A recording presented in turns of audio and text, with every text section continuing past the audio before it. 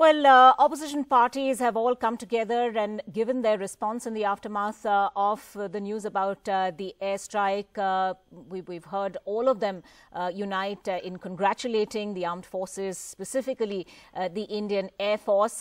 In the last few minutes, Delhi Chief Minister and Aam Aadmi Party Chief Arvind Kejriwal now tweeting, saying, in view of the prevailing India-Pakistan situation, I am now postponing my upvas for full statehood of Delhi. We all stand as one nation today. So interestingly, remember the Delhi Chief Minister had said that he was going to go on an indefinite hunger strike in order to demand full statehood for Delhi. For the moment, though, politics, domestic politics being kept aside as all parties come together in this moment.